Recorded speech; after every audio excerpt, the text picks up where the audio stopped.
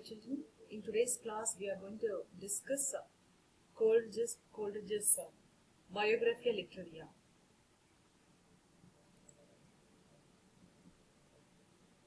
Biographia Literaria. I am sharing here a picture of Samuel Taylor Coleridge. He was born in the year 1772, died in 1834. Samuel Taylor Coleridge, a leader of the British Romantic movement, was born on October 21, 1772 in England, and later he entered Jesus College, Cambridge, England. And his first major poem, The Ilian Harp, was published in 1796. The most influential event in Coleridge's career was his friendship with William Wordsworth. This is what he considers the most influential event, and that was his friendship, Coleridge's friendship with William Wordsworth. And poor health and emotional stress affected his writing. Coleridge suffered from a weakness of will and was incapable of sustained industry. So this weakness of will was doubled by illness and trebled by his slavery to opium.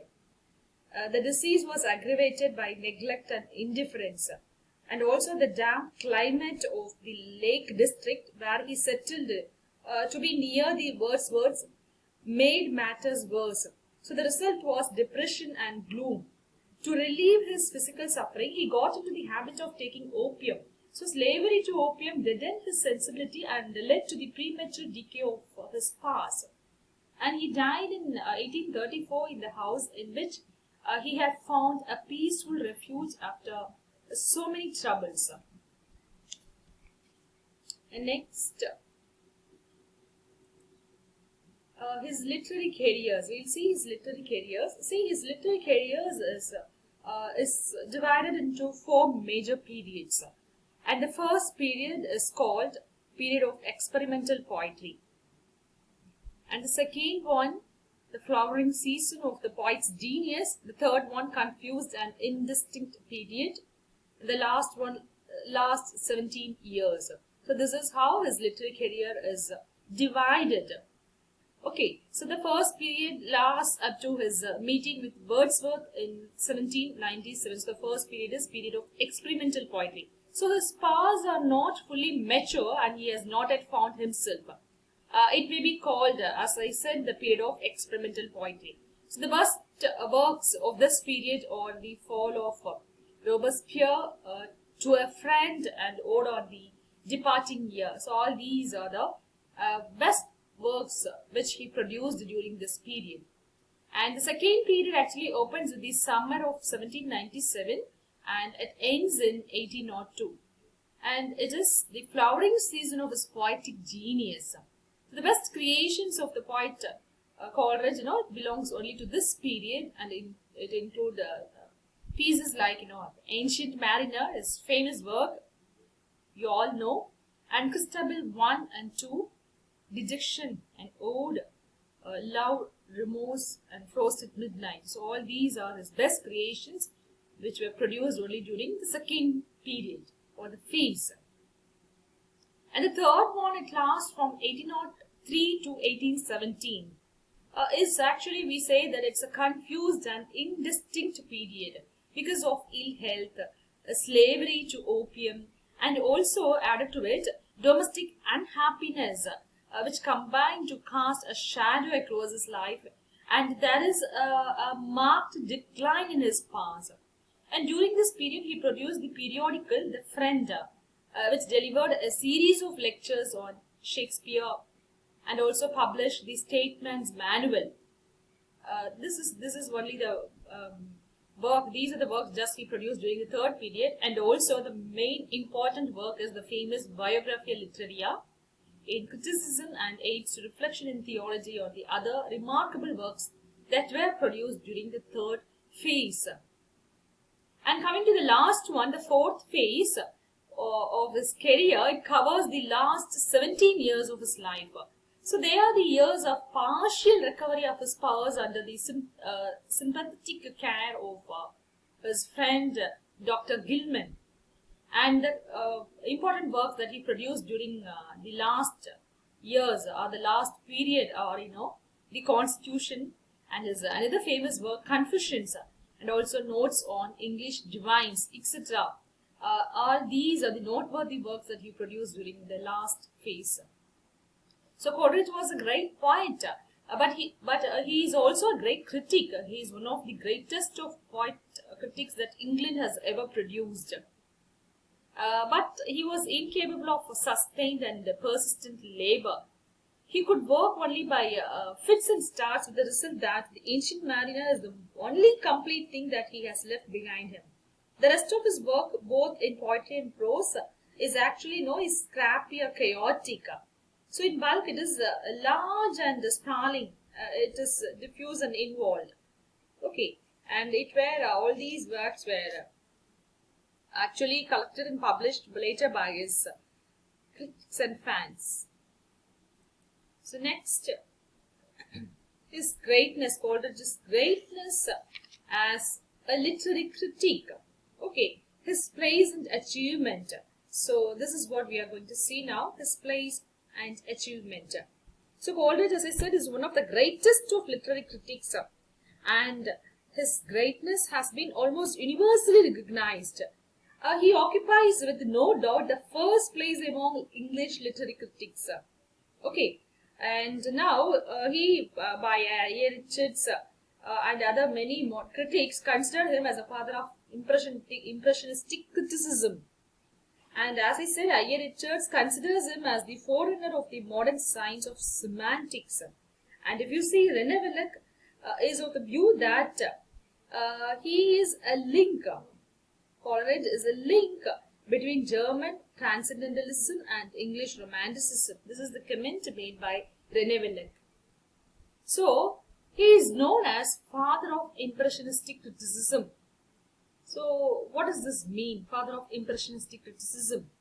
See, a man of stupendous learning, both in philosophy and literature, and ancient as well as modern, and refined sensibility and penetrating intellect, Coleridge was eminently fitted to the task of a critic. So his practical criticism consists of his evaluations of Shakespeare and other English dramatists, and of Milton and Wordsworth. So the neoclassical critics judged on the basis of fixed rules. But Coleridge's greatness is well brought out if we keep in mind the state of practical criticism in English before him. So they were, the neoclassical critics were either legislative or judicial, or they were carried away by their prejudices. But Coleridge does not judge any work on the basis of any rules. And he does not pass any judgment, but he gives his responses and reactions to a work of art. So his criticism is impressionistic criticism. And also we can say a new kind of criticism. Coleridge's criticism is a new kind of criticism, a criticism which dealt a knockout blow to neoclassical criticism. And the second one introduced philosophy and psychology into literary criticism. So Coleridge is the one who introduced philosophy and psychology into literary criticism. So he was the first to introduce psychology and philosophy. He was interested in the study of the process of poetic creation, the very principles of creative activity. And for this purpose, his purposes freely drew upon philosophy and psychology. And Coleridge thus made philosophy the basis of literary inquiry, and thus brought out about a union of philosophy, psychology and literary criticism. So his literary theories have their basis in philosophy. He imparted to criticism the dignity which belongs to philosophy. And the third one is Coleridge revolutionized the concept of imagination. So he is the first critic to differentiate between imagination and fancy. The first literary critic to distinguish even between primary and secondary imagination. Because no one has ever heard before primary and secondary imagination. So he is the first to distinguish between primary and secondary imagination. And poetic imitation, he says, is neither a servile copy of nature, nor is it the creation of something entirely new and different from nature. And he also says poetry is not imitation but creation. So to Coleridge, poetry is not imitation but creation. But it is creation based on the sensations and impressions received from the external world. And he adds that such impressions that the mind receives from the external world are shaped, ordered, modified, and opposites are reconciled and harmonized by the imagination of the poet. So this is what he calls the poetic creation, and he says this is how the poetic creation takes place. And coming to the fourth one, he is the one who first stressed the organic wholeness of a poem. So it was that is for the first time he said he resolved the age-old problem of the relation between the form and content of poetry. So through his philosophical inquiry into the nature and value of poetry, he established that a poem is an organic whole and that its form is determined by its content. So he is the one who first stated that poem is an organic whole and the form of any poetry is determined by its content, and that content is essential to that. So thus meter and rhyme or merely he says pleasures superadded. So to Coleridge, rhyme and meter are merely pleasures superadded. Okay, which can be dispensed with, are not mere decoration but essential to that pleasure, which is the true poetic pleasure, is the poem. And the last one is willing suspension of disbelief. Okay, this is his last one. He is the one who coined this term, willing suspension of disbelief. So this is the view that during the perusal of a poem or during watching any movie or witnessing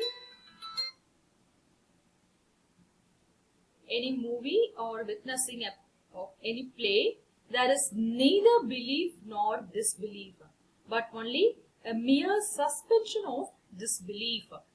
That is universally accepted as correct, and that controversy in the subject has been finally set at rest. So when you go to theatre to watch any movie or to enjoy any play, willingly the audience or the viewers must suspend their belief. But they must suspend their belief. This is what he says in the last concept, willing suspension of disbelief. I am sharing here the image of the point.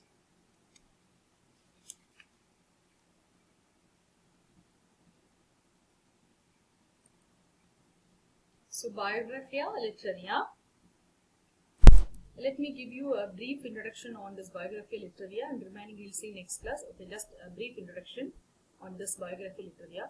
That is, by July, that is in the year 1815, Coleridge, he had actually completed, which he called Autobiographia Literaria, but he forgets to include the critique of Wordsworth in the first edition or the chapters 1 to 13. So what he did, he sat again thinking that the work was incomplete or more to be added.